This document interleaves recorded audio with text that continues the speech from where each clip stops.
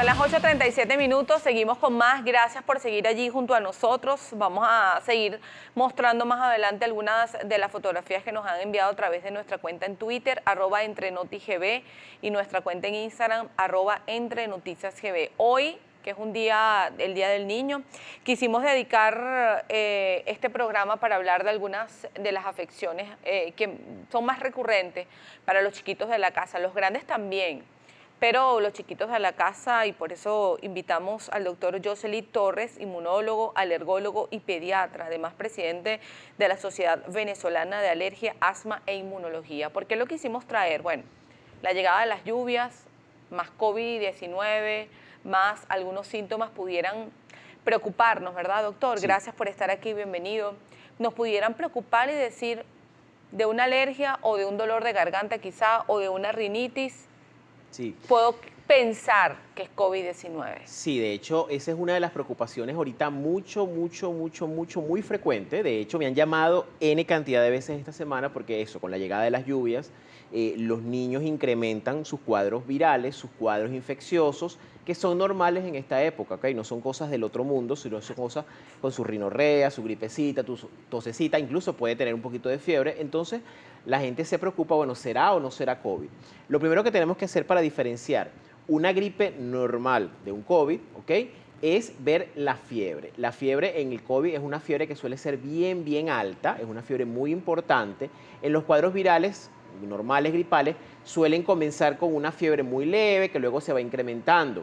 Y los pacientes pediátricos en general hacen eso. Cuando están bien, cuando se les pasa la fiebre, que tienen el efecto del medicamento, del acetaminofén, pues normalmente están como si nada, que no ha pasado nada, ellos brincan, saltan, corren, les vuelve a dar fiebre, vuelven a ponerse un poquito decaído. En el COVID no, el COVID, el toque del estado general es un poquito más fuerte.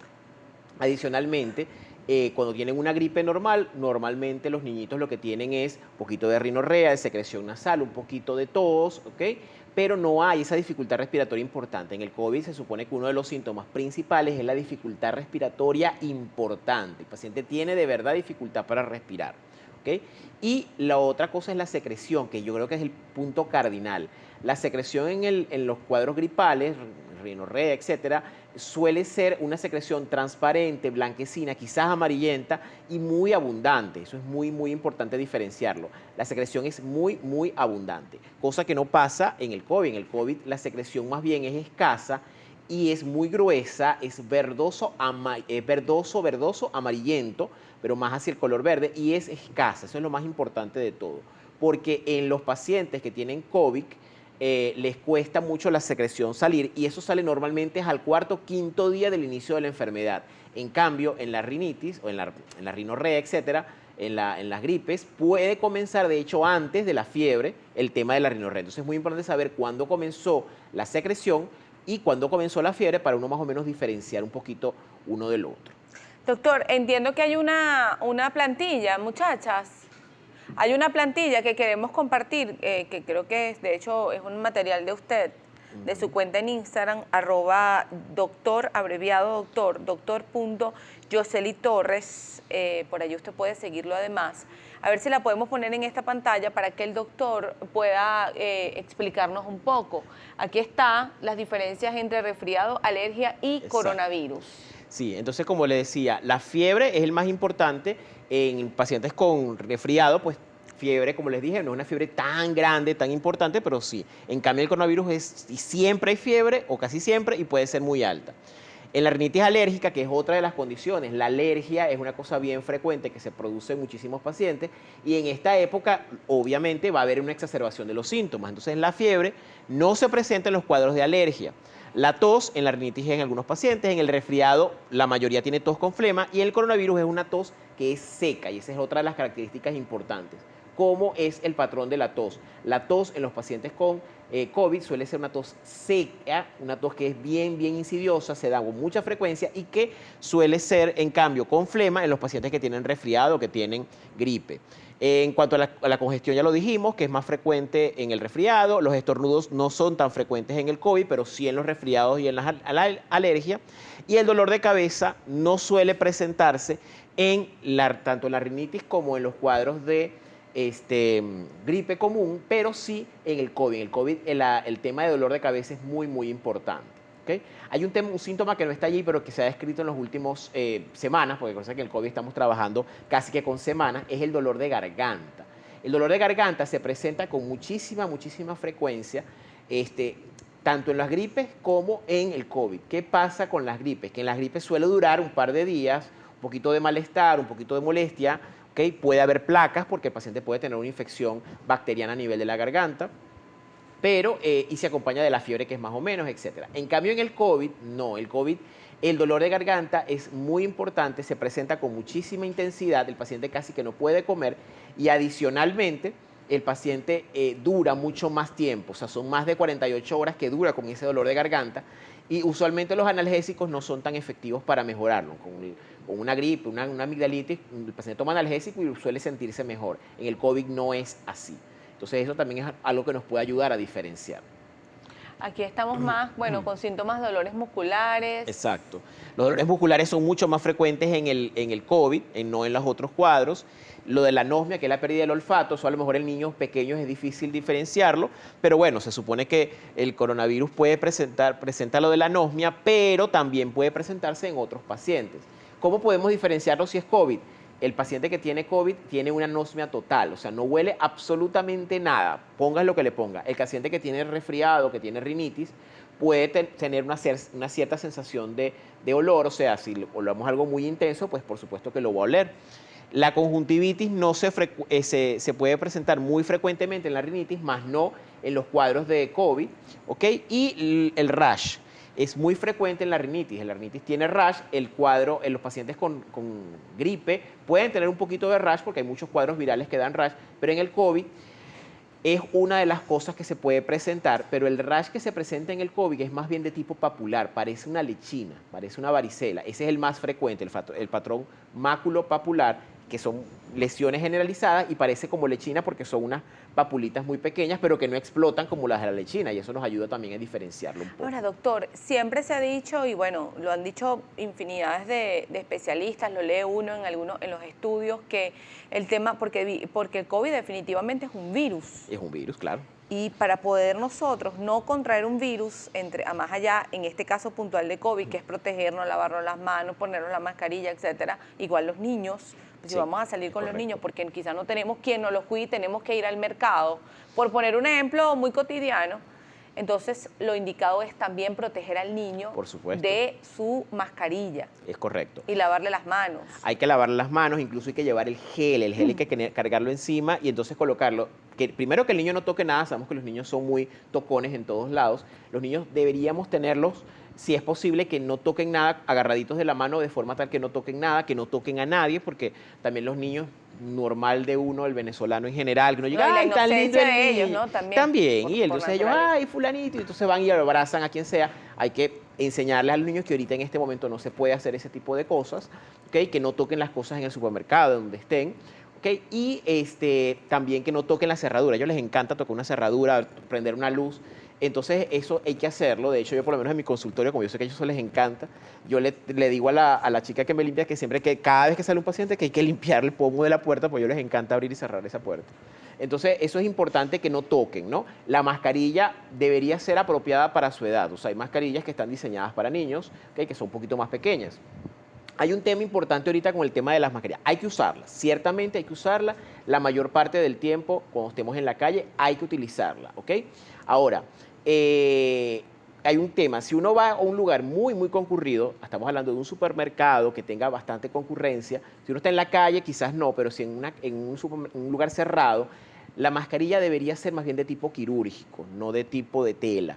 ¿Okay? Entonces, si usted tiene que ir a un supermercado en el que necesariamente tiene que entrar y es cerrado, si puede evitar llevar al niño, por supuesto es lo primero, evitarlo. Sí, claro. Pero si no se puede y no tiene la mascarilla quirúrgica, pues podemos utilizar entonces 2 o 3, o sea, que sea triple tela para que filtre un poquito más. La filtración de estas mascarillas de tela realmente es muy poco, es más o menos el 10%. Entonces, no es tan apropiada como una mascarilla quirúrgica que tiene 95% de probabilidad de filtración. Entonces, es un poquito complicado. Pero bueno, si hay que hacerlo, hay que utilizar las mascarillas, si es posible dobles o triples, en el caso de los niños. Hoy en día las están vendiendo pues en todos lados e incluso que tienen triple tela, que sería lo más apropiado. ¿Okay? De hecho, se lava, se debería lavar, bueno, se tiene que lavar Exacto. constantemente. Si usted tiene mascarilla de tela, yo lo hablaba ayer, si tiene mascarilla de tela, que lo laven a diario, o sea, tenga varias y la va cambiando, exacto, claro. o sea, al llegar a la casa, así como uno se cambia la ropa y la pone directo a lavar, la mascarilla también lavarla directamente, no Y se puede estar plancharla, guardando. porque el calor de la plancha es lo que es efectiva para... Sí, lo que pasa es que hay que plancharla, no puede ser cha, hay que ponerla por lo menos unos 10 minutos. Bueno, pero lo importante Pero es plancharla, que esté en casa, pues sí, hay tiempo para, como claro, estamos por en supuesto. casa. Y lavarla es lo más importante de todo, ¿ok? Ahora, hablábamos también del tema del sistema inmunológico, doctor, la recomendación que usted puede dar y para nosotros mantener el sistema inmunológico, no solamente el nuestro como adultos, sino de los niños también. Exacto. Sobre todo que ellos están en este proceso de que de repente no les da tanta hambre porque es normal, son de poco comer, Exacto. prefieren más un dulce que una comida, Normal. no les gusta mucho la fruta, prefieren un helado y es normal porque son niños. Entonces a veces uno cae en los errores de ser consentidor y entonces le dices, bueno, está bien, no comas, cómete esto.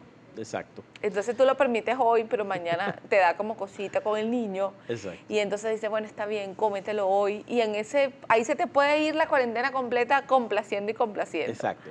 Sí, bueno, lo primero y lo principal es que el niño tiene que alimentarse correctamente, ¿ok? Entonces, entendemos que el tema de la cuarentena, los niños están encerrados, hoy es Día del Niño, entonces hay que darles, pues, en ese momento. Pero, en general, la idea de mantener un sistema inmunológico apropiado es básicamente tener la alimentación apropiada, una alimentación que sea saludable, balanceada. Yo siempre le digo a la gente, ¿cómo es una alimentación balanceada? Es comer de todo, pero poquito, ¿ok? A menos que el paciente sea alérgico a algo en particular. Pero si no es alérgico, pues la idea es que coma de todo, pero en poquita cantidad, que sea variado. Entonces, una vez que uno haga eso, va a ayudar muchísimo el sistema inmunológico. El descanso apropiado, o sea, yo sé que ahorita todo el mundo se acuesta muy tarde, se levanta bien tarde, etcétera. Los horarios están un poquito raros, pero el descanso completo de por lo menos 8 horas, 6 horas, debe ser respetado y eso va a ayudar a fortalecer nuestro sistema inmunológico también. Una de las cosas que se está utilizando con muchísima frecuencia en este momento es el tema de la vitamina D. Recordemos que en el COVID todas las cosas como que hoy son verdad, mañana son mentira, pero la vitamina D ya tenemos por lo menos 2 meses considerando que es algo de verdad. Entonces, hace mucho tiempo que se sabe que la vitamina D tiene un efecto muy beneficioso sobre el sistema inmunológico, ¿ok? Tiene propiedades regulatorias del sistema inmunológico y hacen que mejore.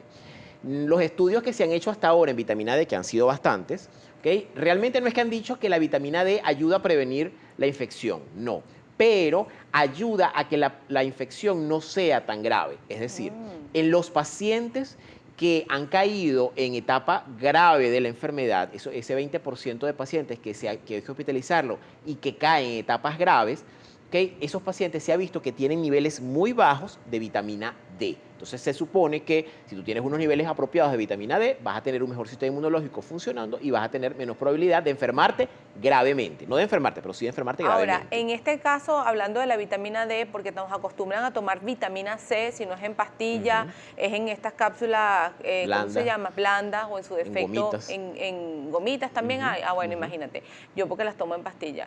En gomitas para los niños y también en una fruta que si naranja tiene vitamina C, etcétera. Pero la vitamina D, doctor, ¿qué alimentos la contienen y de qué forma, si es que yo puedo ir ahorita a la farmacia y comprar una vitamina D y tomármela sin ningún tipo de problema, que no suene esto a una automedicación, porque nosotros aquí procuramos o siempre somos incisivos con el tema de no a la automedicación? Pero en cuanto a la vitamina D, que entiendo es recomendable para todos. Sí. Bueno, la vitamina D se encuentra en algunos alimentos, básicamente en pescados y en frutos, en vegetales verdes, ¿ok? Suele tener. Sin embargo, la cantidad que tienen no es tan importante, ¿ok? Sí tienen, pero no es tan importante. En las carnes rojas también se encuentra vitamina D. El sol es una de las fuentes principales de vitamina D, ¿ok? Claro, hay que exponerse al sol por lo menos en teoría deberían ser por lo menos unas 3 a 4 horas al día para poder tener los niveles apropiados de vitamina D. Sabemos que en este momento es muy difícil y de hecho en general es complicado exponerse tantas horas al sol por múltiples ocupaciones que uno tiene durante el día y en este momento al estar encerrados también es difícil. Sin embargo, la vitamina D se sabe, ¿ok?, que se encuentra, aparte de estos lugares, también con el tema del sol se puede conseguir, pero también hoy sabemos que se consigue de manera muy fácil en todas las farmacias. De hecho, se vende sin prescripción médica y no, se sabe que no hay un riesgo importante de intoxicación por niveles muy altos, ¿ok? Las cosas regulares que se consiguen en Venezuela son más o menos, hay algunas pastillas de 800, otras pastillas de 1000 unidades, ¿ok? Por ahí se consiguen a veces de 2000 unidades, pero la más frecuente es la de 1000 unidades, no viene en miligramos sino en unidades. Y 1000 unidades al día es una dosis muy apropiada. Para niños hay algunos suplementos vitamínicos de estos de gotitas que son muy frecuentes, hay una marca muy frecuente que utilizamos mucho en los niñitos pequeños, ¿ok? Y esa tiene vitamina D en una cantidad bien interesante para los niños y se puede utilizar sin mayor inconveniente porque eso es una vitamina, pues. Y eso lo venden sin ningún inconveniente en las farmacias. No le voy a decir a toda la gente, vayan y compren así, pero si usted tiene un riesgo, paciente asmático, paciente con infecciones respiratorias, paciente con neumonía, hepático, que fume, etcétera, tiene un riesgo de tener una enfermedad por COVID-19 mucho más grave, debería ser interesante tomar vitamina D como preventivo. 58 minutos, gracias por seguir allí, tema importante para nosotros, seguramente para ustedes también, porque el tema de la salud definitivamente es lo que más nos ocupa en estos tiempos de pandemia, en donde además la conciencia ciudadana, ya lo hablábamos con el doctor, la conciencia ciudadana es tan importante. Nosotros creemos, bueno, no sé si usted, yo me imagino que coincidiremos en algo, doctor, que aquí uno de los factores más importantes, así como el gobierno y las autoridades de la salud a nivel mundial hacen el llamado al lavado de las manos, al uso del tapaboca, etcétera, aquí tiene que imperar, doctor, la conciencia ciudadana. Es correcto, es correcto. Si la gente no entiende que esto es un problema que es de todos, pues lamentablemente no vamos a superarlo, ¿ok? Yo no hago nada haciendo barricadas en todos lados, colocando, si soy gobierno, colocando restricciones de movilidad, colocando restricciones de alcabalas en los sitios para que la gente no se movilice y la gente de igual forma lo hace. Eso no tiene sentido. Entonces, hay que tratar de que la gente entienda que no es simplemente, entendemos que es una molestia, que no puedas ir a trabajar, que no puedas salir, etcétera, etcétera, pero es que el tema es que en este momento eso es algo necesario. Hay que resguardarse en casa, hay que quedarse, sobre todo si tenemos síntomas respiratorios, porque no sabemos qué es lo que tenemos. En este momento ya pasamos a una fase en la que no son contactos con el exterior. Fíjense que yo en ningún momento nombré hasta ahora contacto con algún paciente del exterior viajero. No, eso ya no es importante. La relación ya se invirtió y en este momento la mayor parte de nuestros casos son casos comunitarios, es decir, son casos de nosotros mismos. Eso justamente le quería preguntar. El Ejecutivo siempre dice casos comunitarios. Quizás mucha gente que ve las declaraciones o no prestamos atención o en su defecto no entendemos que son casos comunitarios. Para que usted mismo como especialista diga qué son casos comunitarios, un poco para aclarar a la audiencia. Exacto, los casos comunitarios son los que se encuentran en este momento, en la fase en la que está Venezuela en este momento, que son casos predominantemente contagiados dentro del mismo país sin salir de las fronteras. Es decir, están los casos importados, que son los que vienen de afuera. Obviamente el COVID vino de afuera, vino del exterior. Aparentemente los primeros casos vinieron desde España. Pero ya en este momento estamos en una fase en la que los casos que tenemos ya son predominantemente propios. Es decir, te contagiaste en el mercado, en la panadería, en la farmacia, donde saliste en tu casa, sin tener necesidad de tener contacto con alguien que haya viajado al exterior. ¿Okay? Entonces ya eso de que, bueno, hay que tener contacto con un viajero, eso en este momento no es tan importante. Fíjense que los últimos reportes han sido 200 y pico de casos, entonces la mayoría, 180, no sé, son comunitarios y apenas 20, 30 son importados. Entonces ya eso se invirtió, entonces en este momento lo más importante que hay que tener en cuenta es que tu vecino puede tener un COVID sin tú saberlo, porque ahí caemos en el otro tema que son los asintomáticos. Entonces tu vecino, ahorita hay que tratar a todo el mundo como si estuviera infectado. ¿Okay? Lamentablemente es así, suena feo, suena antipático, pero lamentablemente en este momento hay que hacerlo de esa manera. Entonces, extremar las precauciones no está mal, de hecho es lo aconsejable, lo que han dicho todas las agencias internacionales, y fíjense que los países que no han hecho esta medida son los que peor están, son los que tienen más cantidad de casos y son los que tienen mayor cantidad de fallecimientos. Doctor, son las 9:02, vi el reloj y me conecté con la hora. Doctor, ha dicho palabras súper claves. Nosotros este fin de semana y en las semanas anteriores hemos hecho mucho llamado a la conciencia. Hay quienes lo acatan, hay quienes no lo acatan, cada quien es responsable de su vida, pero yo tengo la responsabilidad conmigo misma de permitirle a usted, yo me monto con usted en el ascensor y usted no tiene tapabocas. Exacto. Yo tengo mi derecho de decir, yo no me monto con usted. Así después me digan que yo soy una vecina antipática si es que vivo en un edificio. Ahora bien,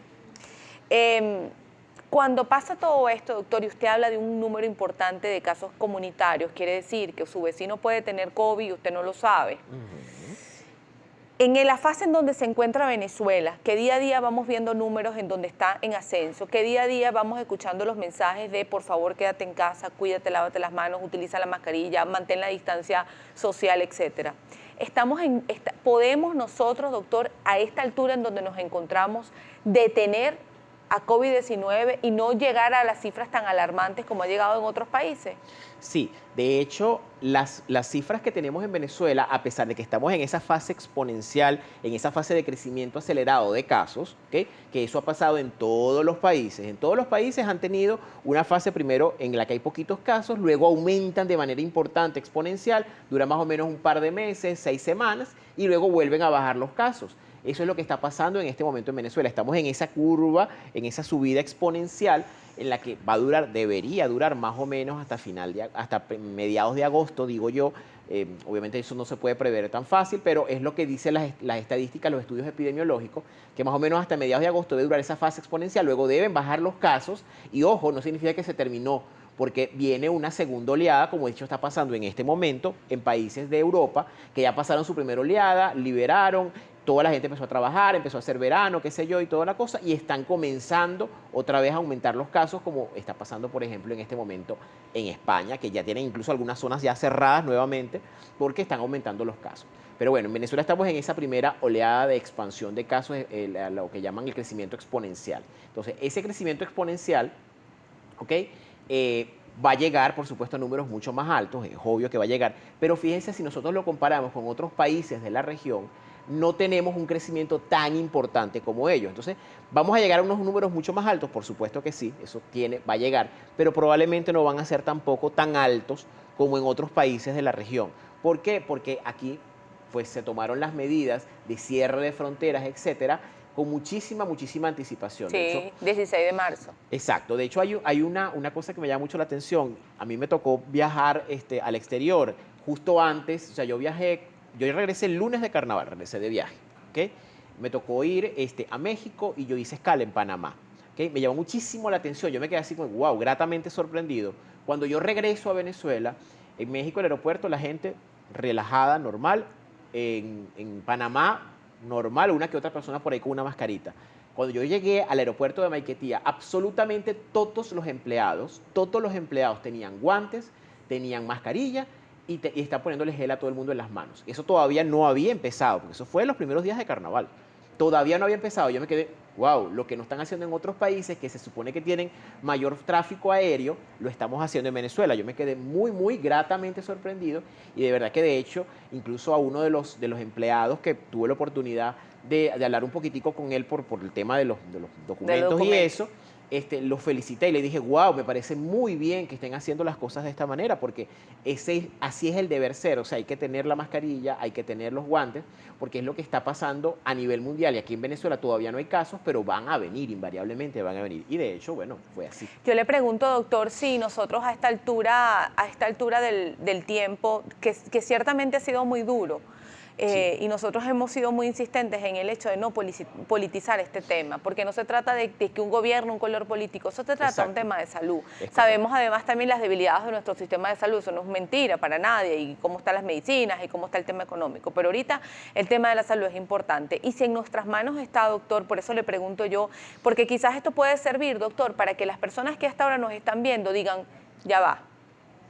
yo puedo ser parte de la solución Es correcto. y no del problema. Y ahí es donde está el llamado, doctor. Sí. Nosotros a esta altura, con los números recientes que vimos anoche y de 3 personas fallecidas lamentablemente, y con la cantidad de personas contagiadas, usted bien lo dice como experto en la materia, podemos entonces ser parte y decir, ya va, si yo me quedo más tiempo en casa, si uso más la mascarilla, si me lavo más las manos, un largo etcétera de recomendaciones, puedo cortar esta cadena rápida de contagio y de repente ser una especie de modelo, vamos a decir así, de ciudadanía, de decir, bueno, los ciudadanos venezolanos se portaron, hicieron más caso quizás, vamos a decir así, y son menos las cifras de contagio. Sí, es correcto. De hecho... Y el número de asintomáticos, sí, de una vez hablando ya por de supuesto, este tema, sí. doctor. Es que de hecho es muy importante esto, ¿ok? Aquí no se trata de un tema político, y yo a todas las personas que he tenido la oportunidad de hablar les digo lo mismo, ¿ok? O sea, aquí no se trata de que yo esté a favor o en contra de una tendencia política. Aquí se trata de simplemente de un tema de salud pública y duela a quien le duela, el gobierno tomó las decisiones apropiadas en el momento apropiado, ¿ok? Y de verdad, en este momento es lo que hay que hacer, ¿ok? Extremar las medidas en este momento, ¿ok? Nosotros obviamente aplaudimos en algún momento, bueno, es que la flexibilización de manera personal lo dice, bueno, concha, le puedo ir a hacer esto, puedo hacer lo otro, puedo trabajar, es verdad, ¿ok? El tema económico es fundamental también. Sí, total. Pero en este momento las medidas de extremo cierre que está haciendo el gobierno tienen sentido y hay que hacerlo correctamente para poder garantizar que haya una menor cantidad de contagios. Pero no hacemos nada, insisto, si el gobierno cierra, nosotros cerramos, si la gente sigue haciendo sus cosas normales, ¿ok? Hay que extremar las medidas, hay que utilizar los recursos tecnológicos que tenemos para poder evitar salir a la calle. O sea, tú puedes comprar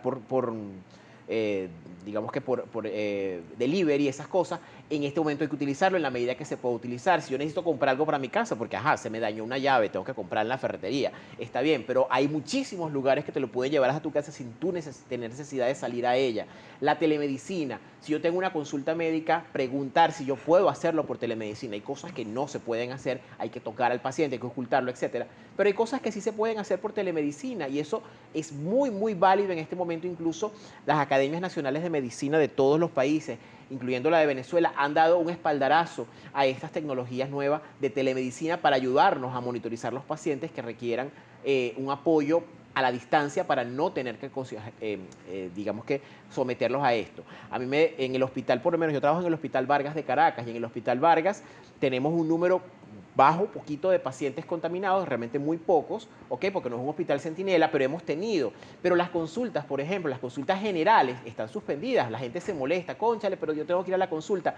Sí, pero es que tienes más riesgo yendo al hospital, así sea a esperar en una sala de espera, tienes mucho más riesgo de contaminarte que quedarte en tu casa. Entonces es preferible que tú te quedes en tu casa, ¿ok? Hagamos telemedicina, por lo menos en el hospital nosotros habilitamos, yo estoy en el servicio de inmunología y alergias, habilitamos un Instagram que es @inmunorreumavargas y por ahí le contestamos Disculpe, vamos a anotar eso, @inmunorreumavargas. Muchachas, escriban eso por allí, lo compartimos por favor. Exacto, entonces allí yo los pacientes que tienen dudas, mis pacientes regulares, ellos se identifican, yo soy fulana de tal, mi historia es número tal, y entonces nosotros les decimos, nos tardamos un poquitito quizás, un par de días, pero les contestamos y le damos respuesta, ¿ok? A los pacientes para poder ayudarlos, ¿ok? Incluso hemos resuelto dudas de otros pacientes. Yo tengo esta duda, doctor, ¿será que me tomo esto, no me tomo esto? ¿Qué hago? Entonces, tratamos de ayudarlos de esa manera, de forma tal que no tengas que salir de la casa. Entonces, pero también es un tema de conciencia. Tú tienes que entender que no es solamente mi salud, es también la salud en este momento vecinal, la salud de todos nuestros vecinos, de toda nuestra ciudad, de todo nuestro país. Si yo estoy en mi casa, yo tengo menos probabilidad de enfermarme y de enfermar a su vez a otros, porque entonces caemos en el tema de los asintomáticos. La cantidad de asintomáticos no la sabemos, es muy, muy, muy difícil saberla, porque habría que hacerle prueba a todo el mundo, cosa que obviamente no se va a hacer ni en este país ni en ningún otro, porque son muy costosas esas pruebas. Entonces, ¿qué es lo que hay que hacer? Pues quedarse en casa. Los asintomáticos no sabemos qué tienen, porque la mayor parte de los pacientes, y está muy de acuerdo con la pregunta que decía o el comentario que hacía una de las señoras que hablaba de su hija en Chile, muchos de los pacientes, el 80%, no va a tener ningún síntoma. Lo va a pasar quizás como una gripe, le dio una tosecita, una cosa y ya.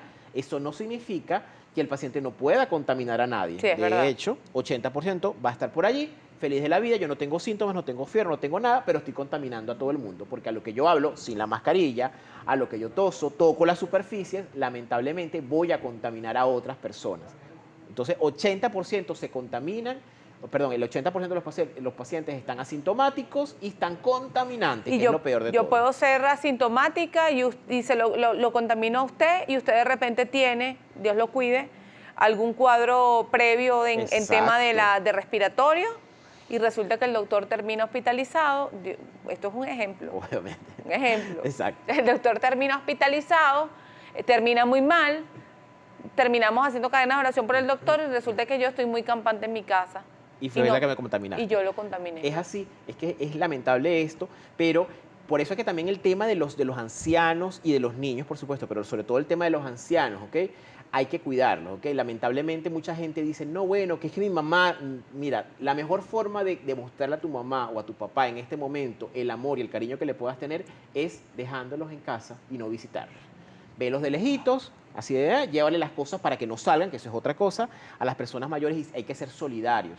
A las personas mayores, vecinas que tengamos, que no tienen otra opción que salir, ayudémoslos. Mira, vecina, ¿qué necesitas? Yo voy y te lo compro, dame acá la lista, yo te lo hago. Eso hay que hacerlo porque lamentablemente no podemos dejar que ellos salgan. Porque ¿qué pasa? Que si ellos salen, se van a contaminar y lamentablemente el sistema inmunológico de una persona mayor o de una persona que tenga una enfermedad previa, una enfermedad de base, respiratoria o inmunológica, se va a enfermar mucho más gravemente que las otras personas y pueden contaminar y se van a morir. Doctor, si yo llego y me toca visitar a una persona de la tercera edad y yo llego y abro, pasa mucho, escucho mucha gente, llega a la casa y lo primero que hace es correr al baño, se desviste en el baño, los zapatos, eso es una buena medida de seguridad. Sí. Veo gente, inclusive en el edificio donde vivo, gente que deja los zapatos en el pasillo, se los quita pues en el pasillo. Exacto. Y los deja ahí, inclusive son hasta los únicos zapatos que se ponen cuando van al súper y todo, para evitar, pero si yo llego, no tengo que salir, yo no tengo quien me haga, de repente no tengo para pagar delivery porque Exacto. No hay otra manera, doctor, y yo tengo que ir al mercado. Exacto. Y yo vivo con niños o vivo con una persona de la tercera edad. Bueno. Yo pudiera salir, doctor, y en lo que yo llegue, en vez de que la niña o el niño me brinque y me quieran dar un abrazo, como siempre pasa, lo puedo correr, o sea, correr por decir algo. Enseguida me cambio, meto todo en una bolsa para después... Ese es el deber ser. El deber ser es llegar a la casa. Ahí hay menos riesgo, doctor. Hay mucho menos riesgo, por supuesto, porque ¿qué pasa? Primero estamos asumiendo que la persona que salió no está contaminada, porque si está contaminada, bueno, ni modo. Pero asumimos que la persona no está contaminada, está bien. Entonces, cuando regresa, lo primero que hay que hacer es, bueno, quitarse los zapatos, ¿ok? Ahorita hay mucha controversia con ese tema de los zapatos, que si se contaminan, que si no se contamina, pero digamos que una medida más no está, valga la redundancia, de más, ¿ok? Quitarse los zapatos, limpiarles, ponerles un poquito de agua con alcohol o agua con alguno de estos desinfectantes bacterianos, ¿ok? Luego dejarlos allí, llegar directo a bañarse, ¿ok? O por lo menos, si no nos podemos bañar, por lo menos lavarse las manos, ¿ok? Y lavarse las superficies que estuvieron expuestas. Lo ideal es, por ejemplo, en este momento, que yo tengo mangas largas y deberíamos salir con manga larga en la medida de lo posible, ¿ok? Yo, por ejemplo, debería llegar a mi casa y si no me puedo bañar, lavarme la cara y el cabello, incluso el cabello, porque es donde puede alojarse el virus, ¿ok? Y las manos, lo más importante, porque es lo que está tocando todo, lavarme las manos. Si se puede bañar uno, pues se baña esa ropa que me quité de la calle directo a la lavadora o a la cesta de ropa sucia en una bolsita, porque no la puedes contaminar con la otra ropa que no sabes que está allí, si está contaminado o no. ¿Ok? Y después de que yo haga esa rutina, es que puedo entonces hacer mi vida normal, saludar a mi gente, al perrito, al niñito, al abuelito, etcétera, etcétera. ¿Ok? Los ancianos, pues hay que tratar de que no salgan, pero si uno tiene que salir y tiene que tener contacto porque vives con ellos, pues lamentablemente hay que tratar de aislarlo lo más posible, sobre todo si uno es el que está saliendo constantemente. 9:18, aprovechando los minutos que nos quedan con el doctor Josely Torres. Doctor, el caso de las personas asmáticas, personas que han presentado cuadros de neumonía, bronconeumonía, antes que me responda, dijo algo importante, el tema de la terapia de sol, vamos a llamarle así. Ya está comprobado, porque hay tantos estudios, y usted mejor que nadie, los médicos pueden responder esto, está comprobado que en el aire hay partículas, pueden haber partículas de COVID. Sí pueden haber partículas, pero como ellas son pesadas, están muy poco tiempo en el aire. O sea, si yo estornudo, obviamente, o toso, las partículas quedan en el aire, pero no es que van a quedar ahí todo el tiempo. Ellas salen, están alrededor de más o menos 30 segundos y luego ¡plup! Caen a Le las pregunto, superficies. porque leí recientemente que hay algunos estudios indican que hacer bocanadas de aire, fíjese que usted habló de la vitamina D, hacer bocanadas de sol, que es bocanada, mirar el sol en ese momento que está, qué sé yo, 9 de la mañana, 8 de la mañana, quedarte como esperando y respirar un poquito de esa luz, de esa fuerza o ese aire que está ahí, que proyecta, de alguna manera puede servir. O de repente quedarte así como bien, esperando que el sol caiga en ti con la... Puede servir, no estoy en riesgo, doctor, si yo tengo en mi casa de repente una terraza, un patio, donde yo puedo hacer ese ejercicio como para, tú sabes, llenarme un poco de esa... Esas cosas, siempre, por supuesto, lo que es la parte energética, espiritual, eso se respeta y cada quien puede, digamos que tenerlo como mejor, la acepción que mejor tenga. O sea, a lo mejor algunos dirán, no, yo estoy llenándome de Dios, al otro bueno, me claro, estoy ya llenando de cada energía, me estoy llenando del espíritu. Pero lo que sí sabemos es que el sol, ¿ok? El sol ayuda a que haya una mayor síntesis de vitamina D y los niveles de vitamina D aumentan en el paciente y ya dijimos cuáles son los beneficios de la vitamina D en cuanto a lo que es O prevención. sea, que yo me puedo parar ahí, que me caiga el sol un Sí, ratito. claro, o sea, No me voy a ahorita que no exponer. estamos haciendo nada, en Claro. teoría, uno puede quedarse allí, no le va a pasar nada, obviamente con las medidas, pues Medidas. obviamente si estás en un lugar, pues la mascarilla, pero si estás en tu casa puedes estar tranquila perfectamente, te pones 15, 20, 30 Sí. minutos y eso no va a pasar nada, ¿ok? Y sobre todo si es en casa. Obviamente si es un sol muy intenso hay que hacerlo antes de las 10 de la mañana Claro. y después de las 4 de la tarde es lo ideal para evitar el sol intenso que tenemos en el trópico que puede producir otros problemas ya. Respetando todas las medidas que siempre nos Obviamente. indican, que no se exceda el sol, todo eso, pero de repente ese ratico con el contacto con el sol, con la naturaleza, nada más salir al balcón y ver la naturaleza, la montaña, Exacto, ya eso te nutre, te ayuda. Exacto, eso por supuesto que ayuda. El tema de las personas asmáticas con Ok. cuadros previos de respiratorios, doctor, neumonía, bronquitis. A ver, hasta ahora no hay evidencia de que las personas que tengan una patología respiratoria tengan riesgo de enfermarse más que el resto de la población general. No hay ninguna evidencia. ¿Cuál es el problema? Que si te enfermas, que no tienes más riesgo de enfermarte, pero si te enfermas, si tienes más riesgo de hacer una enfermedad grave, más que las personas que no tengan esa condición previa. Entonces, ¿cuál es la recomendación?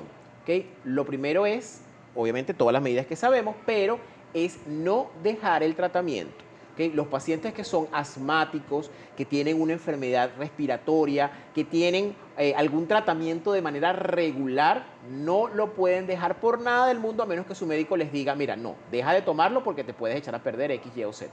Pero si tú no tienes por qué dejarlo, no tienes ninguna indicación, hay que mantener el tratamiento. Y eso aplica para todas las enfermedades, tanto respiratorias como enfermedades del tipo autoinmune, que son las que me tocan a mí.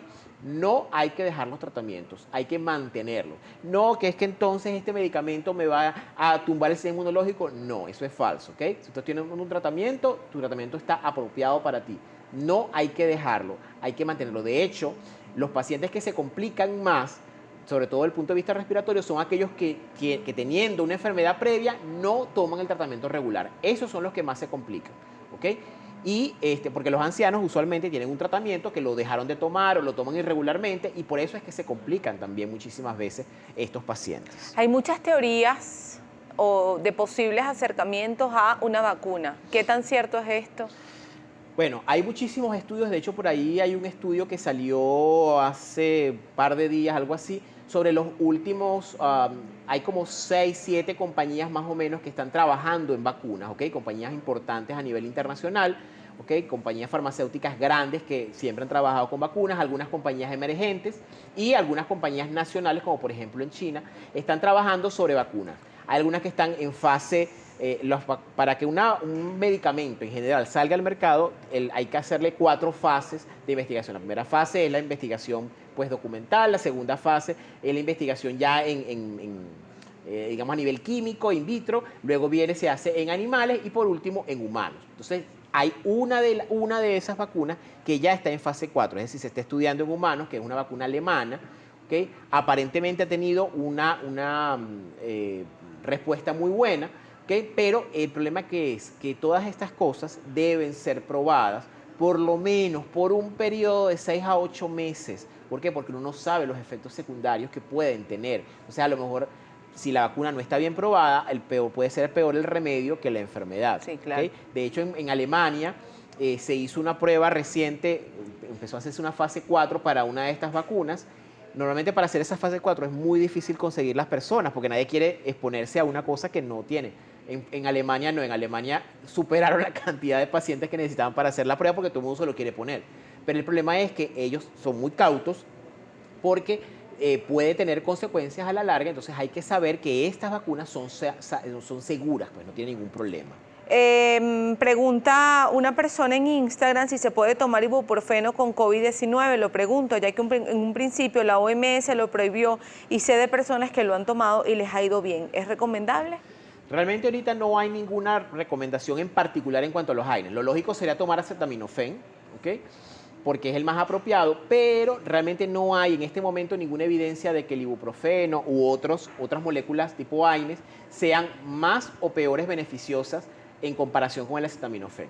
De poder sí se puede, o sea, no hay ningún problema, pero no hay evidencia de que hagan más o menos efectos que quizás por la idiosincrasia a algunas personas les funcionará mejor uno que el otro, pero...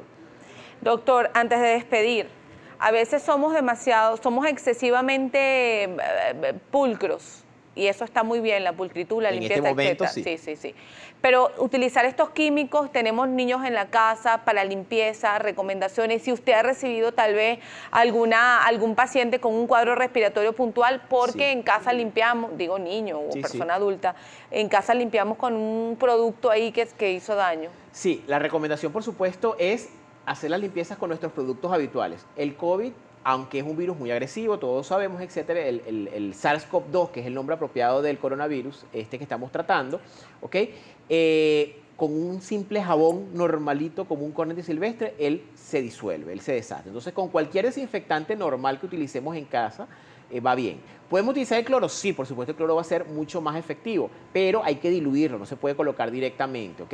En internet hay muchísimas, y de hecho yo tengo por ahí un post en el que pusimos las diluciones, más o menos una dilución del 10 al 20% es suficiente, es decir, por cada 10 o 100 cc, 20 cc o 10 cc del cloro, etcétera, nos va a ayudar. Eso es suficiente. He visto muchísimos pacientes que se han irritado las manos por el uso excesivo de cloro y de alcohol. El alcohol directo en las manos no es, señores. Si tú vas a utilizar alcohol, tienes que utilizarlo diluido con agua un poquito. No puede ser puro directamente, por lo menos 50-50, porque lamentablemente, si no, el alcohol te puede resecar las manos y va a ser peor entonces, porque vas a tener una dermatitis y es peor la cosa.